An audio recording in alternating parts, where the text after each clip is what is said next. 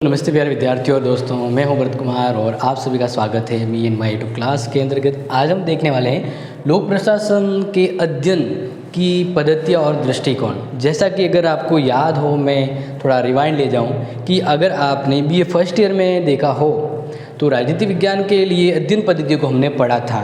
तो वैसे ही अब आप थर्ड ईयर में लोक प्रशासन को अध्ययन करने के लिए किन किन पद्धतियों को समझते हैं, यानी हम कहें सिंपल में कि अब आप ये जो अपना जो पेपर 2 है ना, पेपर 2 आपको लोक प्रशासन पता है कि पेपर 2 लोक प्रशासन के बारे में। तो जब आप लोक प्रशासन को पढ़ते हैं तो किन किन दृष्टिकोण का यूज करते हैं, किन किन पद्धतियों का यूज करते हुए आप पढ़ते हैं, तो वही आज के इस क्लास में हम देखने वाले हैं कि लोक प्रशासन के कौन कौन से दृष्टिकोण हैं और कौन सी अध्ययन पद्धतियाँ हैं जिसके द्वारा लोक प्रशासन का अध्ययन किया जाता है। अब जैसे कि सबसे पहले मैं आपको बताऊं कि ज्ञान प्राप्त करने के लिए सबसे पहले दो तरीके होते हैं ज्ञान प्राप्त करने के लिए, यानी दो तरीके से ज्ञान प्राप्त होता है। या एक तो हम कहते हैं निगमनात्मक,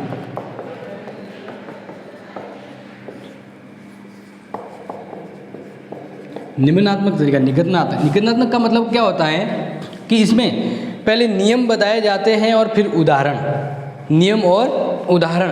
और इसके लिए अगर हम कहें तो ये जो विधि है वह सामान्य से विशिष्ट की ओर चलती है। सामान्य से विशिष्ट, जैसे आपको जनरली ऐसी कोई चीज़ बता दी जो आप लगभग जानते हैं, ठीक है ना, उस जानने वाली चीज़ से धीरे धीरे ऐसी चीज़ पर पहुंच जाएंगे पढ़ते पढ़ते जो आपके लिए बहुत विशेष हो जाती है, महत्वपूर्ण हो जाती है। तो इस तरह से अध्ययन होता है, वह होता है निगमनात्मक। और दूसरा ज्ञान प्राप्त करने की जो तरीके होती है वो है आगमनात्मक। इसके अंदर जस्ट अपोजिट है कि इसके अंदर क्या होता है कि पहले समझाने के लिए पहले उदाहरण दिए जाते हैं। क्या दिए जाते हैं? उदाहरण। और उदाहरण को समझाने के बाद फिर ये बताया जाता है कि ये कैसे हुआ, यानी नियम। तो इसका मतलब है कि इसमें पहले जो भी समझाया जाता है या ये अध्ययन पद्धति है वह पहले विशिष्ट तथ्यों पर बल देती है। किस पर?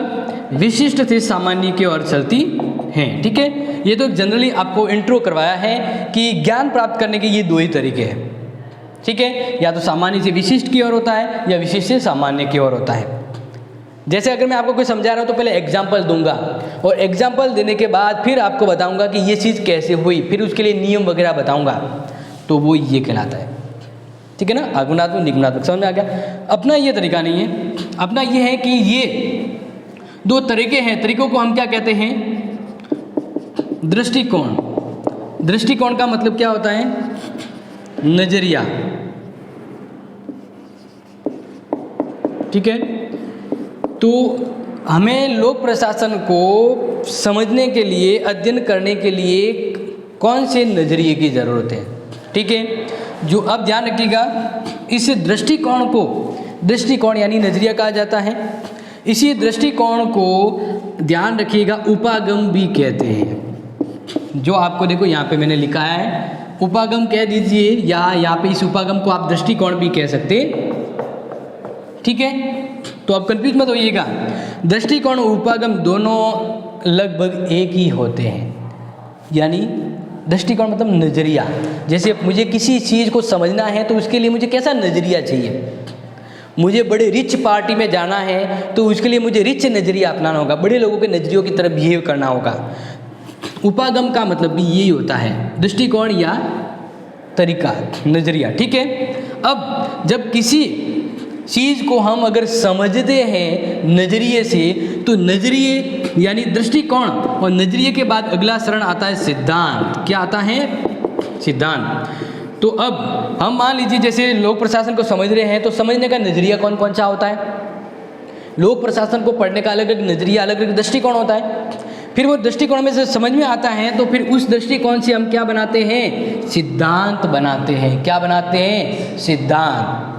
तो लोक प्रशासन को समझने के अलग अलग दृष्टिकोण, अलग अलग उपागम हैं और इन्हीं उपागमों को समझकर हम फिर सिद्धांत बनाते हैं। क्या बनाते हैं? सिद्धांत। के फलाना ये सिद्धांत है, ये अर्थों का सिद्धांत है, ये वो सिद्धांत है। फिर सिद्धांत जो है उसके बाद आती है पद्धति। क्या आती है?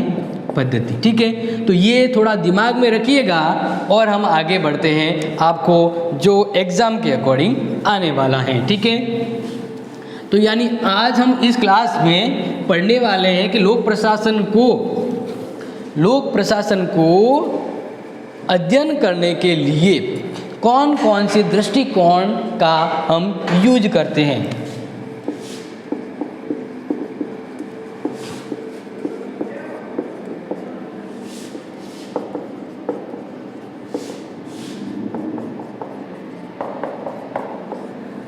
लोक प्रशासन को या लोक प्रशासन के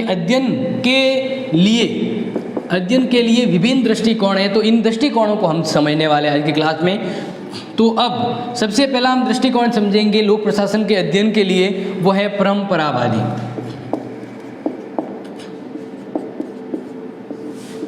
पहला जो तरीका है वो है परंपरावादी दृष्टिकोण, यानी लोक प्रशासन को समझने का, अध्ययन करने का जो नज़रिया दृष्टिकोण है वह परंपरावादी है। परंपरावादी को हम ऐसा एक और नाम भी दे सकते हैं, संगठन, ऑर्गेनाइजेशन की जो बात होती है, संगठनात्मक। ठीक है, तो आप इसको जैसा चाहें वैसे याद रखिए। अब इसकी अगर बात करें तो इस दृष्टिकोण को समर्थन किन किन विद्वानों ने दिया है कि लोक प्रशासन को समझने का जो एक दृष्टिकोण है परंपरावादी, इसका समर्थन किन विद्वानों ने किया है, तो वह नोट करें, व्हाइट, विलोबी एंड एंडरसन।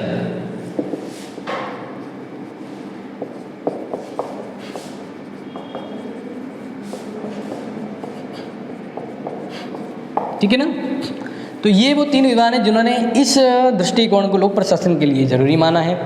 अब इसमें ये ध्यान रखिएगा कि लोक प्रशासन के क्षेत्र को अध्ययन करने के लिए पुराने या परंपरागत तरीके अपनाए गए हैं। तो अब देखिए, यहाँ से आपको मैं जो समझाना चाह रहा हूँ समझिएगा कि लोक प्रशासन को समझने के अलग अलग दृष्टिकोण हैं। अब इस दृष्टिकोण के अंतर्गत अलग अलग पद्धतियाँ आती हैं। लोक प्रशासन के दृष्टिकोण की अलग अलग पद्धतियाँ हैं, तो बात करते हैं इनकी कौन कौन सी पद्धति। लेकिन इससे पहले बताऊं, मैं 3 दृष्टिकोण आपको यहाँ पे समझाने वाला हूँ लोक प्रशासन के अध्ययन के लिए। परंपरावादी दृष्टिकोण हो गया, दूसरा हो गया व्यवहारवादी दृष्टिकोण, और तीसरा लोक प्रशासन को अध्ययन करने का जो नजरिया दृष्टिकोण है, तीसरा है आपके लिए व्यवस्था दृष्टिकोण। ठीक है, ये 3 दृष्टिकोण, और हर एक दृष्टिकोण समझने के लिए इसकी अलग अलग पद्धतियाँ होती है। इसमें क्या होती है, इसमें पद्धतियाँ होती है, हर एक दृष्टिकोण की अलग अलग पद्धतियाँ होती हैं। जैसा कि आपने BA फर्स्ट ईयर को अगर आप क्लास को थोड़ा दिमाग में रखें तो आपको ये आज का पढ़ने वाला बहुत ईजी हो जाएगा। तो सबसे पहले हम पहला दृष्टिकोण समझने वाले हैं। पहला दृष्टिकोण समझ लीजिए कि परंपरावादी दृष्टिकोण को समझने के लिए किन पद्धतियों को अपनाया गया है। तो इसकी विभिन्न पद्धतियाँ समझ में आ रहा है। व्यवहारवादी दृष्टिकोण, ये परंपरावादी दृष्टिकोण जो लोक प्रशासन के अध्ययन के लिए यूज की जाती है, यानी लोक प्रशासन को हमें अध्ययन करना है तो परंपरावादी दृष्टिकोण अपनाते हैं। लेकिन इस परंपरावादी दृष्टिकोण में हम पद्धतियों का इस्तेमाल करते हैं, मेथड, पद्धति मतलब मेथड। तो कौन कौन से मेथड का हम यूज करने वाले हैं वो देखिए। तो सबसे पहला हम इसमें देखने वाले ऐतिहासिक,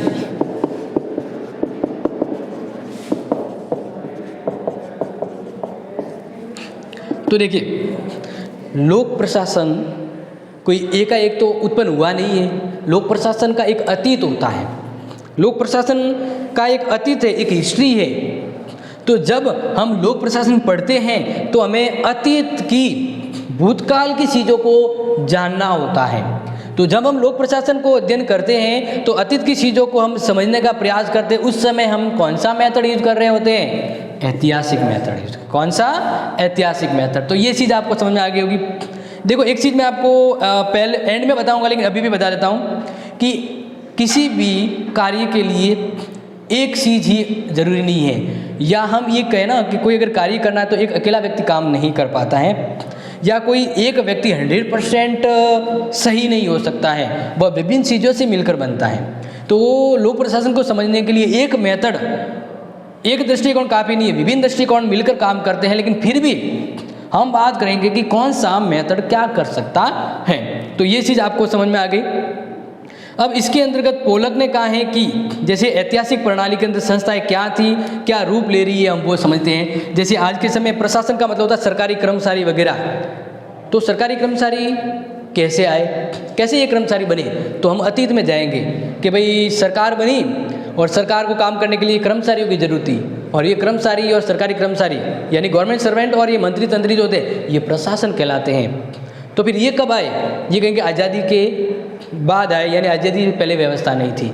तो इस तरह से आज के समय हमें लोक प्रशासन को देख रहे हैं, आज कितने कर्मचारी ज़्यादा दिखते हैं, उसमें कम क्यों थे। तो फिर कहेंगे कि आज की लोक प्रशासन कमज़ोर लापरवाही क्यों है, पहले की क्यों है। तो इस तरह से हम क्या करते हैं, ऐतिहासिक मेथड का यूज करते हैं। अब परंपरावादी दृष्टिकोण जो लोक अध्ययन को हम समझने हैं, उसमें दूसरा मेथड क्या है, दूसरा मेथड है कानूनी पद्धति।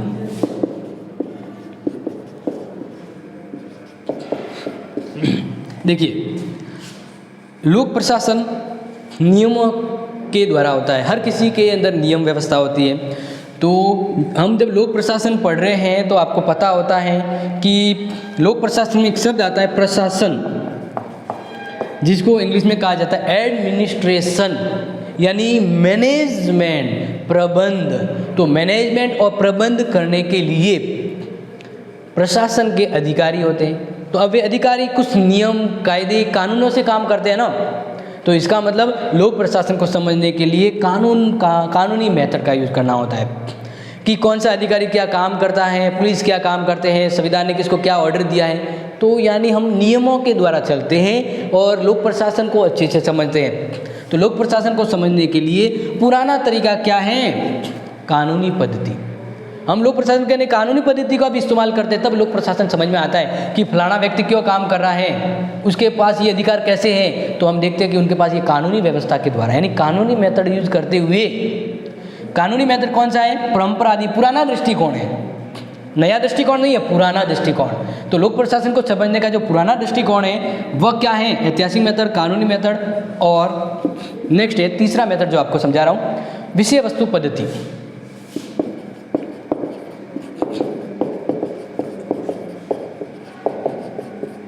देखिए, विषय वस्तु यानी लोक प्रशासन का अध्ययन सबके लिए, जैसे आप अपने पेपर की तैयारी के लिए लोक प्रशासन को समझ रहे हैं, तो लोक प्रशासन को समझ रहे हैं तो इसके अंदर क्या चीज़ें हैं, कौन सी विषय वस्तु है जिसको आपको समझना है। तो लोक प्रशासन का परंपरागत दृष्टिकोण है वह विषय वस्तु पर फोकस करता है। किस पर फोकस करता है, विषय वस्तु पर। और अगर आपको बताया जाए तो इसके अंदर ये भी कहा गया है कि अध्ययन ये जो है वह विभिन्न तरह के विशेष कार्य योजना पर बल देता है। जैसे अगर मैं विषय वस्तु की बात करूं तो इसके अंदर आ जाती है शिक्षा, प्रतिरक्षा, पुलिस, राजस्व, नियंत्रण वगैरह। ये सभी विषय वस्तु किसके, इसके। जैसे आप बात कर लें शिक्षा, पुलिस, अब ये क्या है, ये प्रशासन को चलाने के लिए सरकार हमारे लिए जो काम कर रही है तो शिक्षा का यूज करती है, पुलिस की व्यवस्था भी होती है। यानी लोक प्रशासन में जब हम पढ़ते हैं तब इनका भी अध्ययन करना होता है। तो लोक प्रशासन को अध्ययन करने के लिए हमें उसकी विषय वस्तु को भी समझना होगा कि कौन कौन सी, यानी चाय अच्छी बनानी है तो आपको पता होता है ना कौन कौन से फैक्टर तत्व उसमें आते हैं, तो उसके बारे में पता होना चाहिए कि ये चाय है, कितना डालो, कितना मीठा होगा। तो वो विषय वस्तु हो गई जिसको अब उस चक्कर को क्यों समझने का प्रयास कर रहे हैं, क्योंकि वह पाठ है चाय का।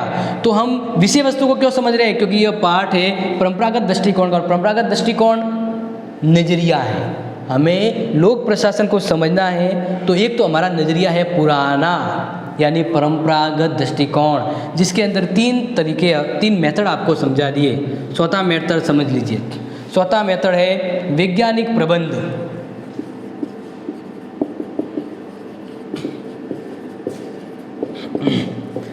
बिल्कुल, आज के समय आपने सुना होगा कि हमें किसी भी चीज़ को समझने के लिए वैज्ञानिक दृष्टिकोण अपनाना होता है।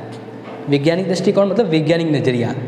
वैज्ञानिक नज़रिया सर ये तो हर कोई कहता है कि वैज्ञानिक नज़रिया। अब वैज्ञानिक नज़रिया का मतलब क्या होता है, तो देखो मैं बता देता हूँ। जैसे कि अगर आप गलियों से कहीं गुजर रहे हैं तो हर जगह एक अफवाह होती रहती है, एक चीज़ ऐसा होता है कि फलानी जगह पे भूत रहता है, यहाँ पे आत्मा है। तो जो ये मान देता है, जो ये मान के चलता है, उसके अंदर वैज्ञानिक दृष्टिकोण का विकास नहीं हुआ है।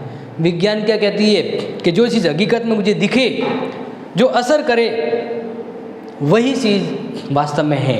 यानी वैज्ञानिक नज़रिया यकीन करता है प्रैक्टिकल में, हकीकत में कोई चीज़ है कि नहीं, ठीक है ना, कि फलानी चीज़ ये वो तंत्र मंत्र जो भी होता है, लेकिन जो हकीकत में होता है वही चीज़। तो आज के समय लोग अंधविश्वास से हटकर आज के समय ये कह रहे हैं कि कोई चीज़ हकीकत में है तो ही बिलीव करेंगे, तो ये वैज्ञानिक दृष्टिकोण होता है। तो लोक प्रशासन को समझने के लिए वैज्ञानिक मेथड का यूज करना होता है। काफ़ी बार हम लोक प्रशासन को समझते हैं तो वैज्ञानिक मेथड यूज करते हैं। वैज्ञानिक मेथड है जो हमें मैनेजमेंट सिखाता है, किसी चीज़ को कितना यूजफुल करना है। तो ये जो वैज्ञानिक मेथड है, यानी लोक प्रशासन में ये वैज्ञानिक मेथड पद्धति का उपयोग कहाँ से शुरू हुआ था, तो ध्यान रखना अमेरिका से। अमेरिका से लोक प्रशासन के अंदर वैज्ञानिक प्रबंध को शामिल किया गया कि भाई इस मेथड को भी परंपरावादी में शामिल किया जाए, क्योंकि आपको पता होगा लोक प्रशासन के संबंध में वैज्ञानिक प्रबंध पद्धति के प्रयोग के अर्थ यह है कि हम किस सीमा तक पर्यवेक्षण कर सकें, किसी चीज़ को आप प्रयोग किया जा सके, विश्लेषण को अपनाकर सामान्य निष्कर्ष निकाला जा सके। क्योंकि हम ये नहीं कह सकते बैठे बैठे कि भाई ये सरकार हार जाएगी, ये सरकार जीत जाएगी, ये प्रशासन फेल हो जाएगा। हमें उसके लिए पहले प्रैक्टिकल करना होगा। हम किसी चीज़ के बारे में तभी कुछ कह सकते हैं जब उसको हकीकत में अपनाया गया हो। तो लोक प्रशासन तभी अच्छा हो सकता है जब उसके लिए हम कार्य करें, उसके लिए हम कौन सा नज़रिया, कौन सा मेथड अपनाएं, वैज्ञानिक दृष्टिकोण।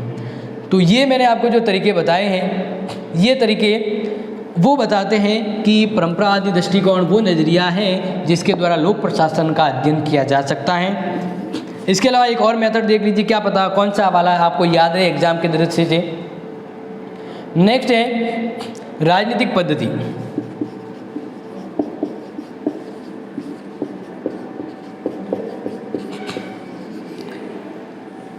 अब ये लोक प्रशासन के अंदर मंत्री तंत्री कर्मचारी गण जो होते हैं वो काम करते हैं। तो लोक प्रशासन एक तरह से राजनीति का पॉइंट ऑफ व्यू है। यानी लोक प्रशासन को समझना है तो हमें राजनीतिक पॉलिटिकल थॉट अपनाना पड़ेगा, राजनीतिक पद्धति, या हम ऐसा भी कहें कि राजनीतिक नज़रिया अपनाएंगे तो लोक प्रशासन समझ में आएगा। अब मान लीजिए अगर किसी को लोक प्रशासन को समझना है तो वो हिंदी सब्जेक्ट की तरफ पढ़ेगा तो समझ में आएगा क्या? नहीं आएगा। लोक प्रशासन को समझने के लिए दिमाग है वो पॉलिटिकल थिंकर की तरह सोचेगा, राजनीति की तरह सोचना। किसकी तरह सोचना? राजनीति की तरह। तो जब अगर हम राजनीति की तरह सोच के लोक प्रशासन को पढ़ेंगे तो लोक प्रशासन डेफिनेटली समझ में आएगा, क्योंकि इसके अंदर पॉलिटिक्स ही तो होती है। यानी ये प्रशासन जो होता है, प्रशासन कौन चलाता है? मंत्री तंत्री चलाते। अब मंत्री तंत्री कौन है? राजनीति, पॉलिटिक्स ही तो है। तो इसका मतलब यहाँ पे हो गया कि ये वो तरीके हैं जो लोक प्रशासन को अध्ययन करने का नज़रिया प्रदान करते हैं। ये वो मेथड है। तो इन सभी मेथड को हम कहा जाता है परंपरागत मेथड, परंपरागत उपागम। अब दूसरा दृष्टिकोण समझ लीजिए, क्योंकि आपके एग्ज़ाम में ये मान के चलिएगा कि इसमें से आपका 100% प्रश्न आएगा कि लोक प्रशासन को समझने के दृष्टिकोण का वर्णन कीजिए, या लोक प्रशासन को समझने के लिए व्यवस्था दृष्टिकोण क्या कहता है, या लोक प्रशासन के अध्ययन के लिए कौन सी 3 दृष्टिकोण है, नाम बताइए। प्रश्न कैसा भी आ सकता है, आपकी अपनी तैयारी लाजवाब होनी चाहिए। तो लोक प्रशासन को समझने का दूसरा दृष्टिकोण जो है वो है व्यवहारवादी दृष्टिकोण।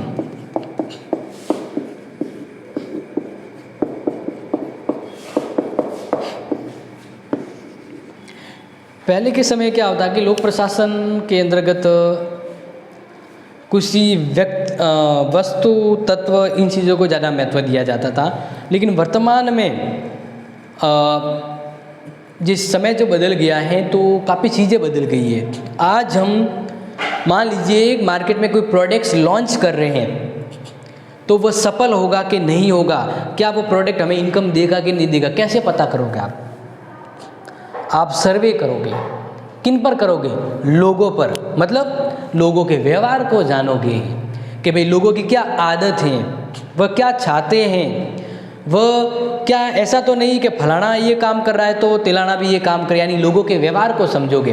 तो आज के समय आपने देखा होगा काफ़ी बड़ी बड़ी मल्टीनेशनल कंपनियां हैं, वह लोगों के प्रोफाइल डाटा खरीदती है। क्यों?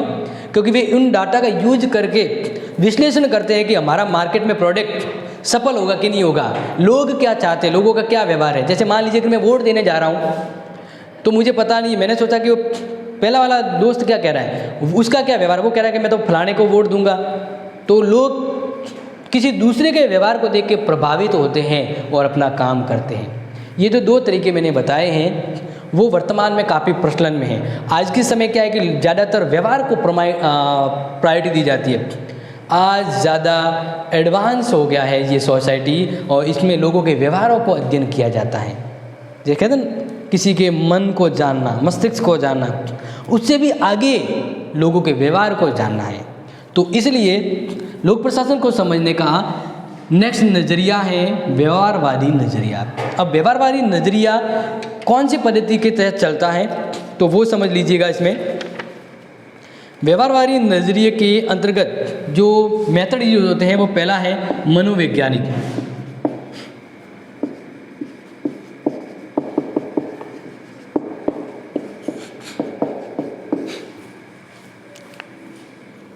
मनोवैज्ञानिक का मतलब मन की स्थिति को जानना कि मन क्या कहता है, क्या वो चीज़ हो सकती है। अगर लोक प्रशासन अच्छे से नहीं चल रही है या लोक प्रशासन हमें समझ में नहीं आ रहा है तो हमें साइकोलॉजी मेथड यूज करना होगा। कौन सा करना होगा? Psychology method. आज के समय आपने देखा होगा कोई थोड़ा सा डिस्ट्रैक्ट होता है तो उसे मनोचिकित्सक के पास ले जाते हैं, यानी मनोविज्ञान को समझने वाला एक्सपर्ट। फिर उसके पास आप जाते हैं तो वह आपसे अपने मन की दुविधाओं को पूछता है, आपसे जानना चाहता है कि आपके मन में क्या है, फिर सॉल्यूशन देता है। तो इसका मतलब ये हुआ कि आज की जो साइंस है वह काफ़ी एडवांस हो गई है। आज व्यक्ति के व्यवहारों को महत्व दिया जाता है। तो व्यवहारवादी दृष्टिकोण है वह कौन से मेथड का यूज करता है? मनोवैज्ञानिक पद्धति। कि अगर लोक प्रशासन में जो प्रशासन काम कर रहा है वह आलसी है, कमज़ोर है, या कोई सरकार है वो कर्मचारी से काम नहीं करवा पा रही, तो उसके लिए उस सरकार को क्या करना होगा? व्यवहारवादी दृष्टिकोण अपनाना होगा कि क्यों मेरे कर्मचारी, मेरे प्रशासन काम नहीं कर रहे हैं। तो उसे व्यवहारवादी नज़रिया अपनाते हुए अलग अलग मेथड देखने होंगे कि क्यों ऐसा हो रहा है। तो व्यवहार समझेंगे कि या तो काम ज़्यादा करवाया जा रहा है या फिर 12 घंटे काम कराया जा रहा है या पेमेंट कम दिया जा रहा है। तो लोगों के मन की चीज़ें जब बाहर आएगी तभी सरकार उस पर काम करेगी, तो लोक प्रशासन बढ़िया होगा। तो लोक प्रशासन को समझने के लिए मनोवैज्ञानिक मेथड का यूज करना पड़ता है। ये इसमें आएगा, ध्यान रखिएगा। तो व्यवहारवादी दृष्टिकोण का दूसरा तरीका है केस पद्धति।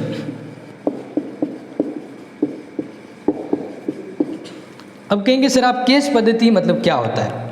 देखो केस पद्धति सिंपल है। ये जैसे एक बात करें कि ये पद्धति कहाँ से स्टार्ट हुई थी, तो अमेरिका से हुई थी। ज़्यादातर ये ध्यान रखना कि ये और काफ़ी ऐसे जो ये मेथड है जो हम पढ़ने वाले अमेरिका के आसपास ही भटकते हैं, यहीं से इनकी उत्पत्ति होती है। ठीक है, तो इसके अंदर मैं आपको बताऊं तो इस पद्धति का विकास अमेरिका में हुआ था और प्रशासनिक दृष्टि से प्रत्येक समस्या या संबंधित निर्णय एक प्रक्रम होता है, एक केस होता है और प्रशासन की किसी भी समस्या का सगोपन अध्ययन करके निकाला जा सकता है। यानी प्रशासनिक दृष्टि प्रत्येक समस्या, वर्तमान में हम लोक प्रशासन चला रहे हैं। क्या चला रहे हैं? लोक प्रशासन चला रहे हैं। तो लोक प्रशासन चलाते समय हमारे सामने समस्या आती है। क्या आती है? समस्या आती है। तो ये समस्या किसी न किसी वजह से होती है। लोक प्रशासन में हम चलाते तो समस्या आती है, हम पढ़ते तो भी देखिए हमें पास काफ़ी समस्याएं आती है। तो वो जो समस्या आती है उस समस्या के ऊपर गौर कीजिए और उसकी स्टडी कीजिए कि हमें ऐसा क्यों हो रहा है, क्यों ये समस्या हमारे सामने आती है। तो जब उस समस्या का अध्ययन करेंगे, उस केस का अध्ययन करेंगे, तभी हमारे लिए कोई आगे की चीज़ है वो पॉसिबल हो सकती है। तो लोक प्रशासन को समझने के लिए लोक प्रशासन में आने वाली समस्या को समझना है, यानी केस मेथड, केस स्टडी। इसके द्वारा लोक प्रशासन की आने वाली समस्याओं को समझा जा सकता है और इस तरह से एक निश्चित संबंधित विकल्प पेश किया जा सकता है। किसी ने मुझे ये कहा कि सर आप जब पढ़ाते हैं तो बहुत ज़्यादा हाई एडवांस हिंदी हो जाती है, या ऐसे वर्ड आ जाते हैं जो शायद बाउंस हो जाता है, टप्पा भी नहीं खाते हैं। तो मैं आपको ये समझाना चाह रहा हूँ कि लोक प्रशासन को जो समझना है तो उसके लिए व्यवहारवादी नज़रिया होना चाहिए। और व्यवहारवादी नज़रिया किन किन मेथड के वजह पे काम करता है, तो वैज्ञानिक मेथड का यूज़ किया जाता है, केस पद्धति, यानी लोक प्रशासन का अध्ययन करना है तो हमें कुछ समस्या आती है तो इसलिए हम केस पद्धति का यूज़ करते हैं। किस पद्धति का यूज़ करते हैं? केस पद्धति। समझ में आ गया? जो केस पद्धति किसी न किसी निर्णय से संबंधित होती है और वह निर्णय गलत है या सही, उसको ठीक किया गया यानी केस स्टडी ठीक हो गई। व्यवहारवादी नज़रिया उसमें काम कर गया यानी लोक प्रशासन को हम समझ सकते हैं। तीसरा देखें, तीसरे में आपको मैं बताना चाहूँगा सांख्यिकी परिणाम पद्धति।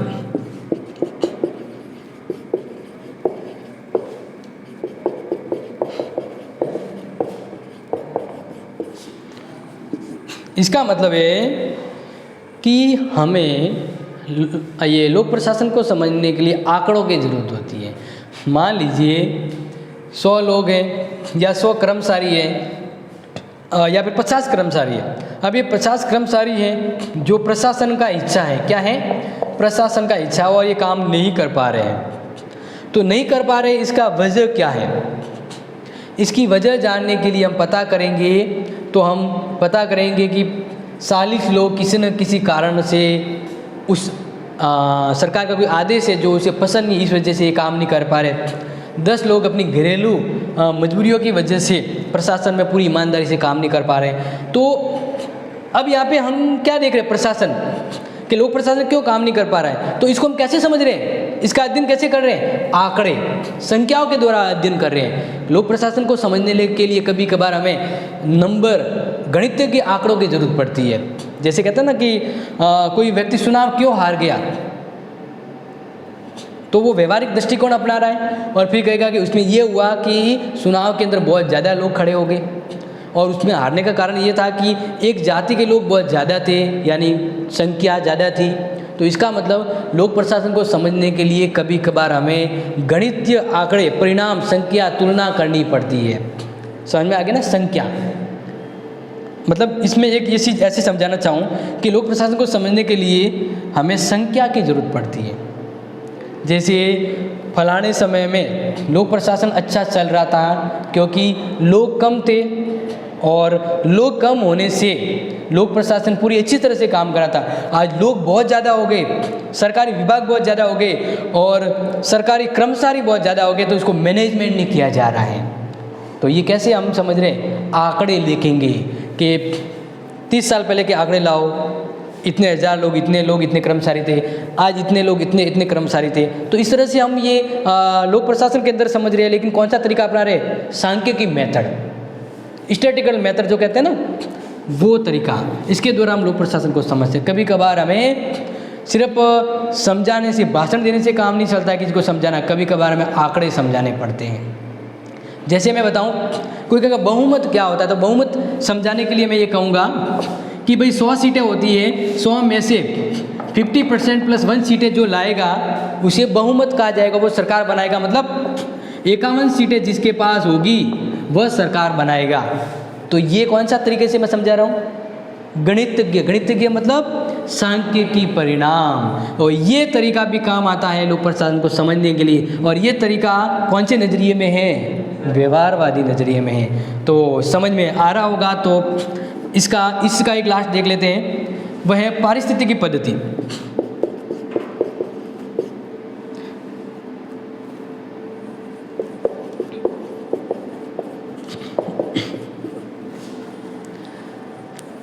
अब देखिए, इसमें आप ऐसे समझे कि लोक प्रशासन को समझने के लिए पारिस्थितिकी मेथड कैसे काम करता है।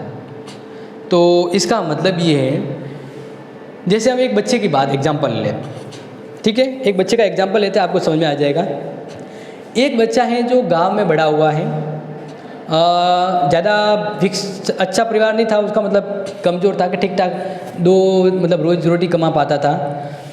अब वो जो पढ़ेगा वो गांव में पढ़ेगा और उसके पास सुख सुविधा भी नहीं होगी, पढ़ने के लिए इतने संसाधन नहीं होंगे, तो इसलिए वो मुश्किल से घिस के पढ़ के 10वीं 12वीं करके कहीं ना कहीं काम धंधा ढूंढेगा।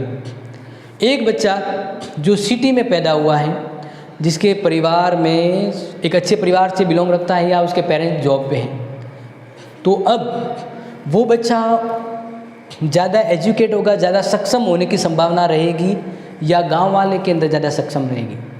अब आप क्या कहेंगे कि जिसको ज़्यादा अच्छा वातावरण मिला वो ज़्यादा उन्नति करेगा। यही कहा जाता ना, अपने वॉटसन ने कहा था कि आप मुझे एक बच्चा दीजिए, मैं उसको आप जो चाहे बना के दे सकता हूँ वातावरण के अकॉर्डिंग। यानी व्यक्ति के जीवन में वातावरण का असर पड़ता है, वातावरण और परिस्थिति का, कि व्यक्ति को जैसा वातावरण जैसी परिस्थिति मिलती है वो वैसी उन्नति करता है। जैसे संगति, आपकी संगति जैसी होगी आप वैसी उन्नति करोगे। तो इसी तरह से ये होता है कि लोक प्रशासन को समझने के लिए हमें परिस्थितियों को समझना होगा कि क्यों वर्तमान परिस्थिति में लोक प्रशासन उन्नति नहीं कर रहा है, क्यों लोक प्रशासन को हम समझ नहीं पा रहे। तो वो परिस्थितियाँ समझनी होगी, आसपास के वातावरण को समझना होगा। तो वो हमें व्यवहारवादी दृष्टिकोण में इस पद्धति को अपनाएंगे। इसके बाद अब जो लास्ट दृष्टिकोण रह गया वो काफ़ी शॉर्ट है और उसको समझ लेते हैं, तीसरा वाला दृष्टिकोण। और आपसे मैंने पहले ही कहा था कि ये एग्ज़ाम में आने लायक प्रश्न है, तो जब एग्ज़ाम में आने लायक है तो इसके लिए आपको थोड़ा दिमाग तो लगाना ही पड़ेगा, क्योंकि हर चीज़ सस्ते में नहीं मिलती है, थोड़ा आपको दिमाग खर्च करना पड़ेगा। तो बात करते तीसरा तरीका। तीसरा तरीका यानी तीसरा दृष्टिकोण जो मैंने आपसे बात करी थी समझाते हुए, उसको समझते हैं व्यवस्था दृष्टिकोण।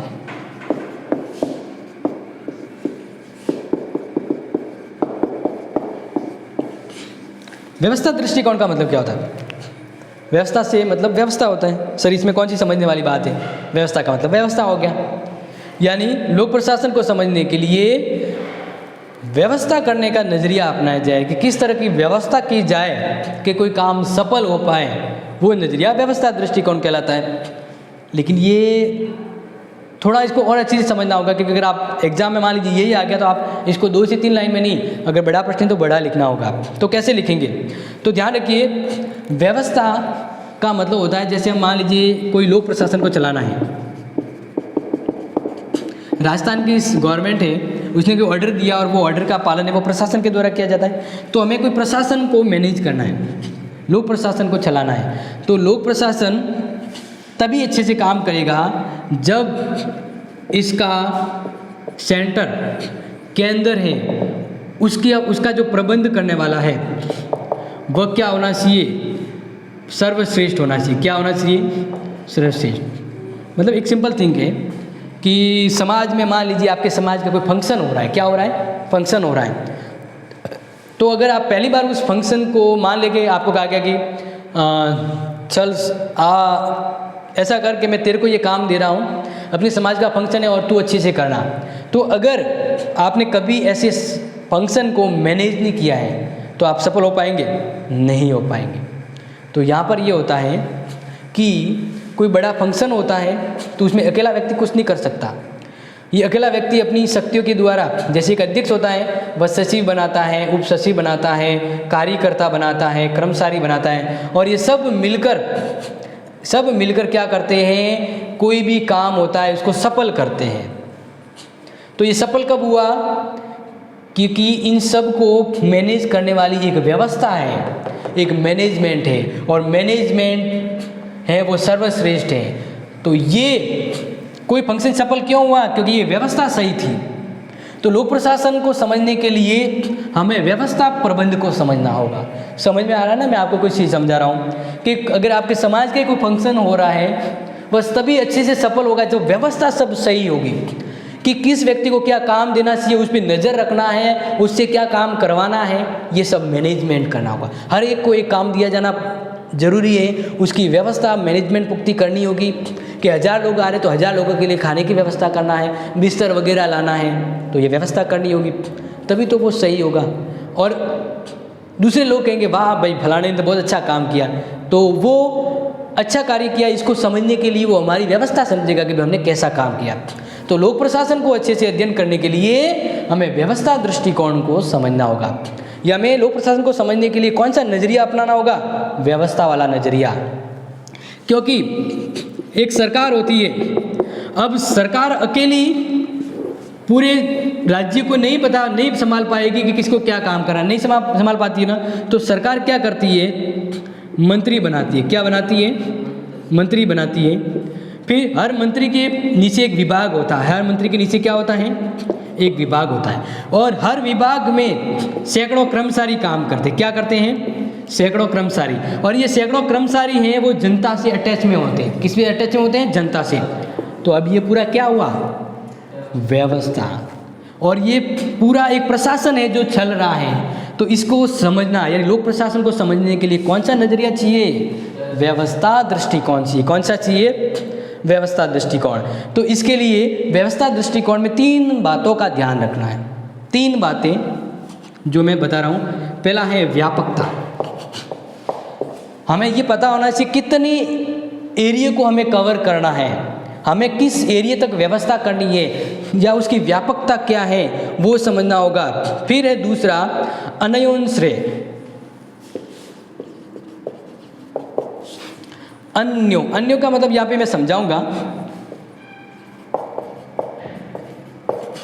और तीसरा जो चीज ध्यान में रखनी है वो है सीमाएं। देखिए, ये मैंने आपको समझा दिया। अब व्यवस्था दृष्टिकोण जब अपने कार्य में आता है, या व्यवस्था दृष्टिकोण जब कार्य करता है, तो इसमें 3 मान लीजिए गुण पाए जाते हैं कि व्यवस्था दृष्टिकोण तभी सफल होता है जब उसको व्यापकता लिखा जाता है कि कितने एरिया तक कितने कवर क्षेत्र को मुझे कवर करना है। और एक होता है ना कि आपको कोई काम करने को दिया है, अगर आप किसी के भरोसे रहते हो तो वो काम होता है कि नहीं होता है? नहीं होता है, क्योंकि भरोसे रह के हम कोई काम करें तो वो शायद पॉसिबल न हो, पूरा हो पाए। तो यहाँ पर है अन्योन्याश्रयता, यानी व्यवस्था के अंतर्गत ध्यान रखा जाता है कि कहाँ पर कितनी सीमा तक हमें किसी के ऊपर निर्भर रहना है। अब सरकार काम करी तो सरकार किस पर निर्भर रह रही है? कर्मचारियों पर निर्भर रह रही है। तो ये सरकार है, वह लोक प्रशासन चला रही है, तो इसके लिए वह अपने सहयोगियों पर निर्भर रह के काम करती है। तो व्यवस्था दृष्टिकोण में निर्भरता यानी अन्योन्याश्रयता का सिद्धांत पाया जाता है, लेकिन इसके ऊपर पूरा ध्यान दिया जाता है। तो गुण होता है अन्योन्याश्रयता। दूसरा है लिमिट। अगर हम कोई चीज़ कर रहे हैं और चीज़ सब तभी सफल होती है जब हमें पता हो कि किस लिमिट तक हमें कोई काम करना है। कोई समाज का फंक्शन करना है, लोग तो आने वाले 100 और हमने 500 लोगों का खाना तैयार कर दिया, तो इससे व्यवस्था मतलब कहेंगे कि सही नहीं, सफल नहीं हो पाएगी। इससे ऐसा हम समझते हैं कि 500 लोग आने वाले और व्यवस्था कर दी 100 लोगों की, तो वो वहाँ पर क्या हो गया कि वो मैनेजमेंट व व्यवस्था सफल नहीं होगी। तो इसीलिए हमें व्यवस्था करने के लिए या व्यवस्थापन दृष्टिकोण अपनाने के लिए हमें कुछ लिमिट पता होनी चाहिए कि व्यक्ति कितने हैं, क्या ज़रूरत है, कैसा वातावरण है, किन चीज़ों को अपनाना होगा, तब जाके लोक प्रशासन सफल होता है। तो आज का ये चैप्टर मान लीजिए काफ़ी बड़ा था, लेकिन काफ़ी इम्पोर्टेंट भी था, इसलिए आप इससे संबंधित नोट्स भी बना लीजिएगा। नहीं समझ आए तो दोबारा देख लीजिएगा और अपने दोस्तों को भी ज़रूर शेयर कर दीजिएगा। दोबारा मिलते हैं नेक्स्ट क्लास में, तब तक के लिए इस वीडियो को आगे लाइक, शेयर और सब्सक्राइब करें।